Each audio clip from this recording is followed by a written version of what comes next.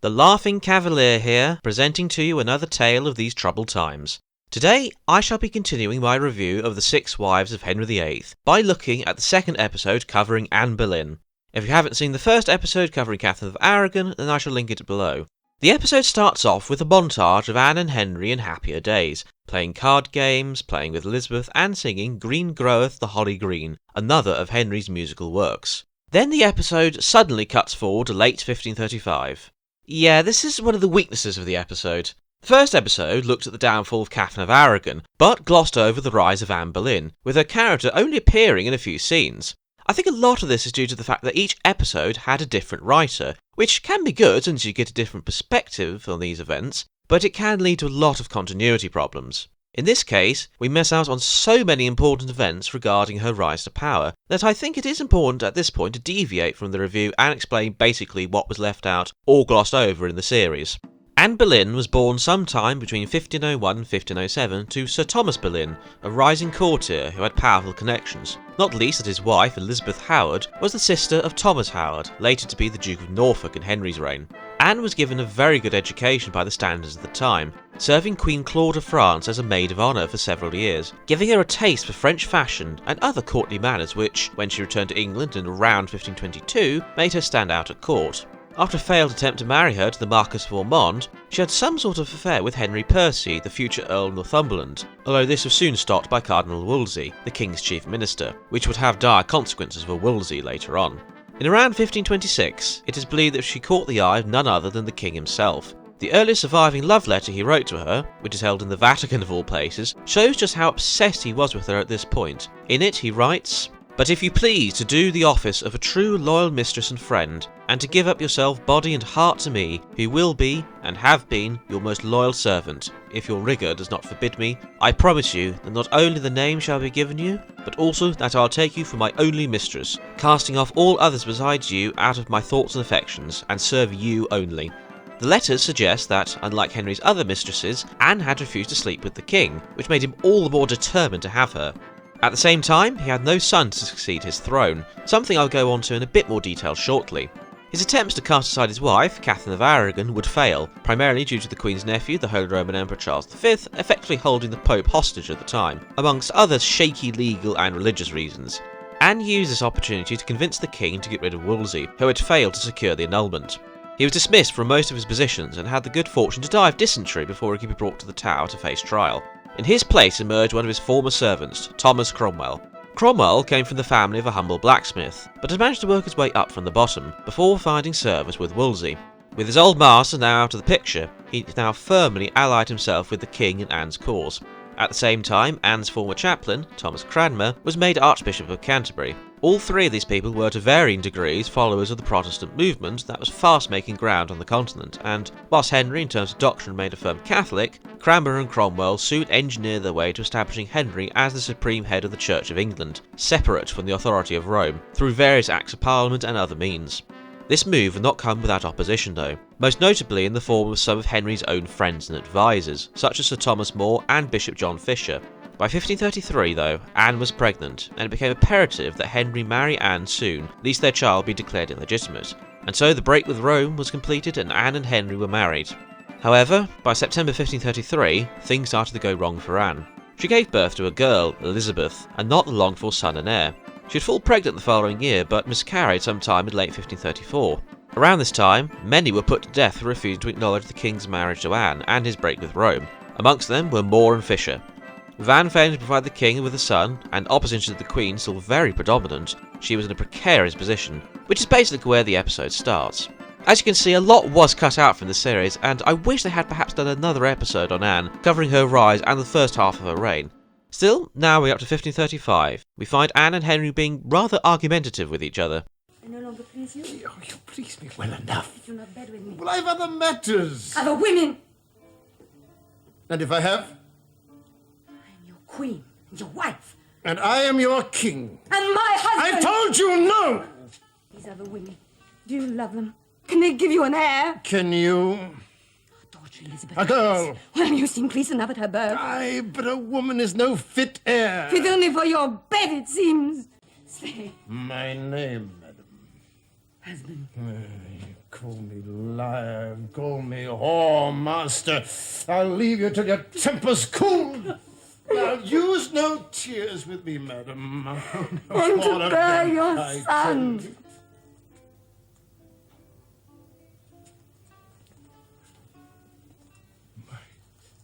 Son? Oh, no, I'll not believe it. Oh, believe me. My father had 3 sons, 3 chances of an heir. And I have none save bastards. And I am to give you one. Your Grace's heir. Your Grace, shall we dance, that all the world may rejoice with us and with our heir tonight? Tonight, I, Nan, we will dance. Then all may see our joy and know that we are right together. Pray for a son.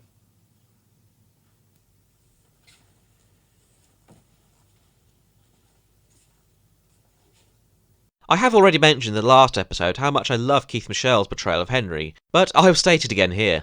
You can already see he's changed a lot from the young Renaissance king of the first episode, and some hints of the paranoia that would consume him are already firmly established. The way the camera zooms in on his face while he tells Anne to pray for a son is some excellent foreshadowing of what is about to happen. Now some will ask why Henry was so determined to have a legitimate son when he already had 2 daughters at this point, or one if you count the fact that Mary had been made illegitimate after Henry annulled his marriage to Catherine. Whilst female monarchs were not uncommon in this era, for example Queen Isabella of Castile, England had never had a female monarch ruling in her own right. The one time England came close to this was in the mid-12th century with Matilda, but she was not accepted as queen, which led to a civil war with her cousin Stephen. By 1535 the Tudor dynasty had only been ruling England for 50 years, and had taken power following the Wars of the Roses, a series of brutal wars fought on and off for 30 years over the crown. In England at least, the attitude that Henry and many others took was that the heir needed to be a male, particularly if the kingdom needed someone to lead the army.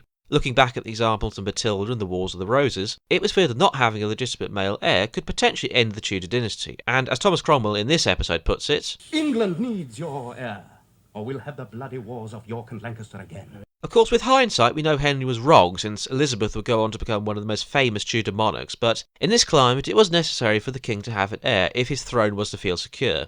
Even one son might not be enough, since Henry himself was the second son, his elder brother Arthur dying young. We now move forward to a ball where we meet Archbishop Cranmer, played by Bernard Hepton, and Thomas Cromwell, played by Wolfe Morris. Times run well for you, Master Cranmer. Master Cromwell, Aye. You are in favour. times are topsy-turvy, Cromwell, and men should watch their hands. Aye. Some more than others, I am warned. Now, if Keith Michel is the best actor to play Henry VIII, Wolfe Morris has to be one of, if not the best actor, to play Thomas Cromwell. Whilst he does occasionally fumble his lines in a few places, he really portrays the ruthless side of Cromwell brilliantly, particularly in this episode as you shall see. Already he is making moves against Anne, and to this end he has enlisted the help of Lady Rochford, played by, She favours 2 or 3 over all others. I need names, woman. Mark Smeaton. A musician? It is true, I've heard her talking with him. She bade him come to her chamber and play to her. Music. She paid him over well for a strum of his lute, of How that well? I'm sure. How well? Gold. Francis Weston, the Master Norris she favours. I've heard her talking with Norris of the time when our Lord King be dead. Go on. She did ask him who would be her husband then. Norris seemed to feel he fitted her bill. There are others. Lord Rochford. He is her brother. Do you know what you say, my lady? Aye.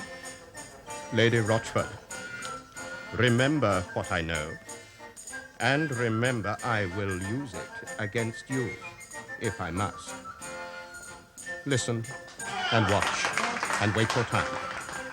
Lady Jane Rochford is played in this series by Sheila Burrell, and is probably one of the worst casting choices in terms of appearance. Burrell was about 48 when she was in this series. The real-life Jane Rochford was only about 30 at this point, and was beheaded when she was about 37 or 38, so I don't know why they cast a much older actress to play the role. She is a good actress, don't get me wrong, and she does portray the role she was cast to play well, but the problem is that the role differs quite a bit from the history. Lady Rochford was born Jane Parker in around 1505, and when she was about 19 or 20 was married to George Boleyn, brother of Anne Boleyn, played in this series by Jonathan Knuth. Traditionally, it has been portrayed as an unhappy one, and it is the same with this series. For example, in an earlier scene, Mind your tongue, madam. Spirit in you, no manhood. I've married a jelly. And I a tight-lipped bitch. You knew, sir, when we married. No, I did not. You wanted love, my lord. You confound me. Maybe. I could never love a jelly. We're not sure, though, if their marriage was unhappy. They had no children, there has even been suggestion that George was secretly a homosexual, but as with many people of this era, we have no evidence. The main role of Lady Jane Rochford in many Tudor dramas, including this series, is to have her act as Cromwell's spy, being the one primarily responsible for giving evidence against her own husband and sister-in-law. Now, I can't fault the series too much since the historical consensus at the time it was made was that she was responsible. Hell, even more recent series like Wolf Hall portray Lady Rochford as being Cromwell's spy, but more recent research seems to suggest that this is not true. Lady Rochford's entire financial well-being was reliant on her husband having money, estates, and being alive. If he were to be executed as a traitor, as historically happened, then she would lose that and be financially ruined. As mentioned, there is virtually no evidence to suggest that she hated her husband and sister-in-law enough to lie about them to Cromwell. Elizabeth Somerset, Countess of Worcester, was likely to be the actual informant. Again though, as I said earlier, this was the consensus at the time, so I cannot fault them too much for that. With Anne pregnant, things seem to be going well for her, but there are still some tensions between her and the king. Come, lady, we will go. Oh, no, my lord, you must not take pleasure of me now. I'll take it elsewhere, then. I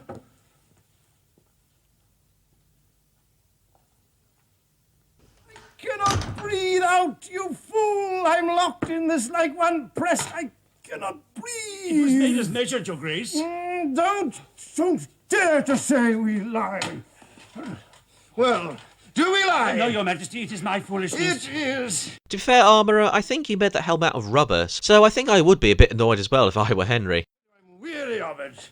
Your majesty would do well to consider the French offer. The Emperor Charles desires. Talk, talk, talk. You never come near me. Why do you never come near me and talk to me? I do not wish to see you so. If you desire what causes my state, you want our son. I... You won't take 1 minute from your whores and spend that minute with your wife. Do you know what some still call you, madam? The great whore. Is it mine? That in there? You got him, no one else. You treat me like a whore. I'll not endure it. You will endure all, madam. I rule here. Don't you dare say this child was sired by another man. You're not fit to be father to my son. Madam, remember to whom you speak. I have the power to humble you, much and more than I have raised you. Remember that before you speak again. All you have to do is give me a son, and I will love you as is fitting. Just a son. Now, I'll go off on a bit of a tangent again and talk about Dorothy Chewton's portrayal of Anne. She perhaps was a little old for the role, being about 39 or 40 when she was in this, but I rank her quite highly when it comes to portrayals of Anne. As I mentioned earlier, each episode had a different writer, which leads to some conflicts when it comes to portraying these characters. In the last episode, all we saw of her was as the king's mistress, vying for power. Here, though, Chewton portrays Anne quite sympathetically. We still get some references to the power struggles, with her urging the king to execute people opposed to her. And I would have those who say that I am not the rightful queen gutted, untied, and have them scattered like offal when my son is born. So they shall be. But the series does a good job of showing just what a state she was in, with the king fast losing interest in her and looking elsewhere. Also, physically, she may not quite match the traditional image we have of Anne, although she does have very dark eyes, like Anne. But I think in spite of this, she does a very good job, and I'm not surprised she was nominated for a BAFTA. Armourer! Armourer! Oh, crikey, that was quick. The king only sent him out to adjust the armour about 5 minutes ago. Did he have a forge out in the corridor or something? And now we go back to Cromwell trying to push the king into getting rid of Anne. She is well hated, your majesty. I'll believe it. You have seen it. The women on your progress north with the queen about a year ago, they spat at her, your majesty. Do you remember that? I remember. I have talked to Master Cranmer, as your majesty would have me. And what said Cranmer? He was of my opinion, your majesty, that your grace knows where your duty lies, and we know where ours is. Truth! Your grace is blamed by many for the death of the Princess Dowager Catherine and for the fate of men like Moore and Fisher. You are blamed for the indiscretions of your queen. Now, Cromwell, tread softly. I tread as my duty directs me, your majesty. I tread for your interests. It is thought by many that the Queen has bewitched you. We have found means to release you from her. What cause? No cause, Your Majesty, but means. England needs your heir, or we'll have the bloody wars of York and Lancaster again. You think of your own neck, eh? We think of our duty to your grace. Thomas, I'm not a fool. You better ask Cranmer to start to pray for you, or to pray that the Queen has no son, for if she does, by God, I'll take you! Be assured, you have ways, you say, to remove her. You've gathered causes, I've no doubt. But should she mother an heir, she must be above suspicion. And you will be silenced. Now, since this is meant to take place whilst Anne is still pregnant, it is debatable whether Cromwell, even if he was plotted to get rid of her at this point, would dare to confront the king at a time when it looked like she was regaining the king's favour. More importantly, though, I think the series doesn't explain why the two became enemies. Remember, Cromwell was one of, if not the main reason why Henry was able to break with Rome and marry Anne, and he had been a close ally of hers until this point. Historians have debated this for a long time now, but it seems the most likely cause of the rift between the two was over the dissolution of the monasteries. Anne, whilst she accepted that a good portion of the wealth of the monasteries would go to the crown, still desired to see some of that wealth put to use in helping the poor and needy. Cromwell, on the other hand, wanted all the wealth for the crown, and a little bit for himself on the side, no doubt. In terms of foreign policy, the two differed. Anne, having spent a lot of her youth in France, preferred an alliance with the French. Cromwell, on the other hand, favoured an alliance with the Empire, and was in close contact with her old friend Eustace Chapuis, the Imperial Ambassador. By the way, he disappears from the series after the first episode and doesn't pop up again until Catherine Parr. Anne had now become an obstacle to Cromwell. In this episode, though, neither the monasteries nor foreign policy are really mentioned as reasons for the rift between the two, and we are left to assume that the two have been enemies for some time. Anne, meanwhile, is becoming increasingly stressed and is confronted by Cranmer. Madam. Pray, madam, for the safety of your child. I'm so afraid. They all leave me. No, I'm all alone, Cranmer. that is not true. Oh, how can you? Now, please, pray, my lady. For what? Forgiveness? Did I pray for that? They all blame me, point the finger, accuse me. Did I pray for their forgiveness? Catherine, Mary, her daughter. Did I pray? Cranmer, they all turn against me. I'm full of fear, Cranmer. And I'm alone. I'm all alone. Madam, this is not true. You must pray to God to give you peace. I must pray to God to give me a son! The king would have a son, and I would give him one. I'm so afraid. There is no need. Oh, what do you know of fear? Cranmer, have you ever held something in your hands so beautiful, couldn't endure to lose it? Have you? A jewel, a flower, a woman. Once I made the king weep. One tear would be so precious now. Following on from my general comment about Teuton, this particular scene does a really good job of making you feel pity for Anne. I'm not sure though if she has much sympathy for Catherine and Mary. By the way, I'm just noticing now that there's no mention of Catherine's death, and Henry and Anne clothing themselves in yellow, either as a sign of mourning or a sign of celebration, depending on what historian you read. I suppose they did show her death in the last episode, but it would have been a good way to bridge the gap a bit. Anne, however, goes into labour early and miscarries. In the episode, we are presented with the stress Henry's romance with Jane Seymour and her fear of failing to provide an heir being the main reason for the miscarriage, with Henry walking right in afterwards and saying this. You had him dead, madam. I cannot weep for you, not now. Weeping and love are close. And I am empty. I hear one thing pounding in my brain. The great whore!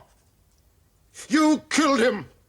You killed my son! No! You killed my son! Us! My son! You killed him! Whilst it is yet another powerful performance, it does miss some major facts regarding the miscarriage. Firstly, she was only about 3 or 4 months pregnant at this point, so it is doubtful Henry would have immediately assumed the child was alive. Some accounts aren't even sure if it was a boy or not, since it was born so early. More importantly though, Henry had just had a major jousting accident, so I doubt he was in a position to go and see Anne like this. The wound he received to his leg is mentioned in later episodes, although they seem to refer to it as a simple fall. In reality, his horse bolted and then collapsed on top of him, knocking him unconscious for 2 hours and leaving a wound in his leg, which soon became ulcerous and would cause him constant pain for the rest of his life. The fact that he was also unconscious for 2 hours has led many to theorise that this may have had a major effect on his psyche, since he had become a much more irrational person after this, having people who were friends 1 week sent to the block the next. Although I will point out he had already executed people like Sir Thomas More and Bishop John Fisher, who had been very close to him well before this incident. We now fast forward a few months to Anne's arrest. The series correctly shows this happening just after the May Day Joust, although it does get a few details wrong. Would make you happy? Or a cuckold. What? That handkerchief. Yes? I gave it to you. No, Oh, who then? I made it. Made it? It's the truth. And where does it go? Where now? I don't know what you'd have me say. It's clear, I think. I gave it to my knight as a favor. Your knight. A handkerchief. A favor. Yes. Which knight? Norris. Henry Norris. You give Henry Norris favors. Yes. Tell Norris we would see him. Norris, do you love our queen?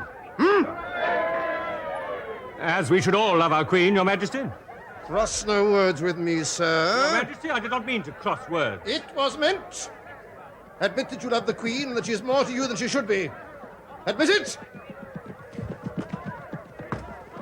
And we could find an easy way for you. Deny it, and you know what you will suffer. I do deny it, Your Majesty. She is a sweet, kind lady. All that. And she does give you favors.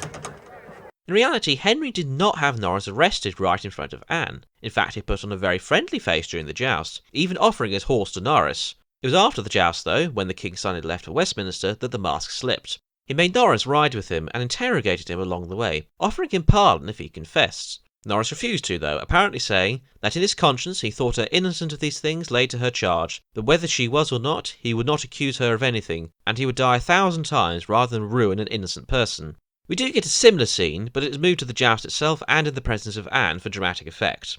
And now we have one of my favourite scenes with Cromwell. This is madness, sir. I know nothing. You lie. No. But we have it here, written and attested on oath, that the Queen, on the 12th day of April, in the 26th year of the reign of Henry VIII, procured and incited Mark Smeaton, Esquire, one of the musicians of the King's Chamber, to have illicit intercourse with her, and that the act was committed at Westminster on the 26th day of that month. It's all here. Do you see it? Whoever swore to that lies. You were favoured by the Queen. I do not deny it. She paid you money. I? How much? I don't recall it. But she paid you in gold coin, Master Smeaton, didn't she? Sometimes, yes. Gold for a musician, Master Smeaton. She is kind. To those she favours.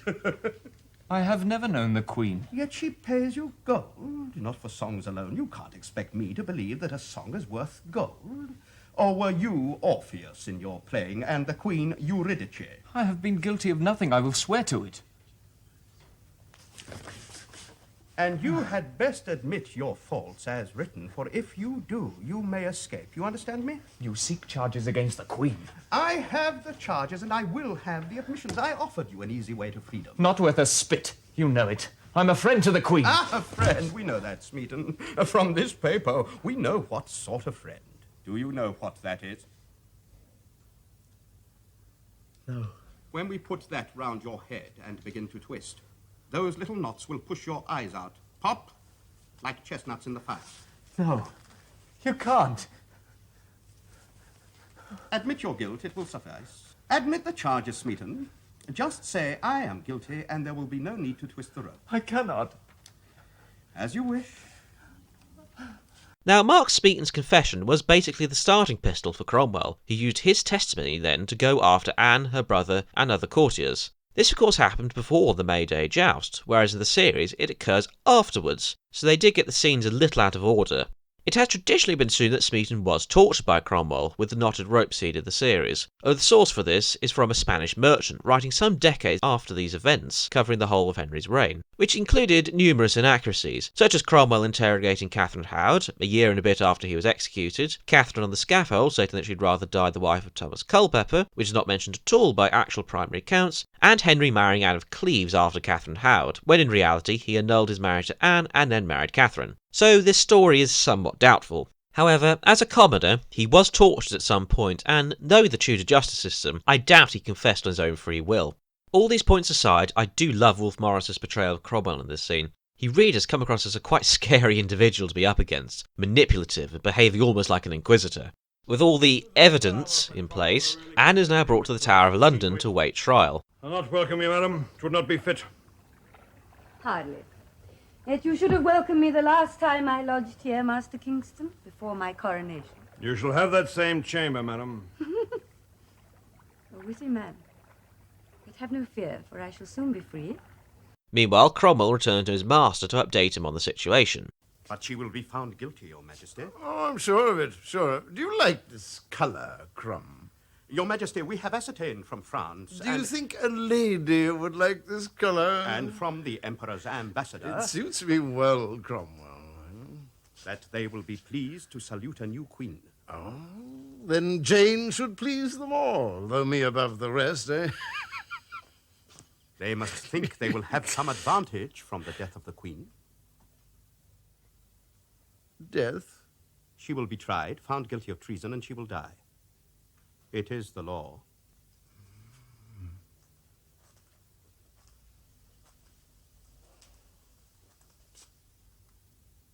'Tis too fair an evening to talk of death, Cromwell. The trial is tomorrow. Well, make sure Cranmer divorces us from her before she... He got us married to the whore, now he can unmarry us. Then it is in my hands. And Norfolk's. See that he knows his duty. I'll get a fitting heir to our throne. Perhaps tonight or tomorrow. Don't let that whore bewitch your court, Cromwell. Yet another great performance by Keith Michelle here. 1 minute he's happy as anything, the next he's saddened, and after that he almost turns to anger. He really does show Henry's wild mood swings, something that will become more prominent as the series progresses. Well, I have spent quite a long time in this episode, so I will end the review here for now. Part 2 will deal with the second half of the episode, which covers the trial, the lead up to, and the execution of Anne Boleyn, as well as my own conclusions on the episode as a whole. I can't say when that will be, but I will aim to have it done as soon as I can. Thank you for listening. This has been the Laughing Cavalier, wishing you a good day.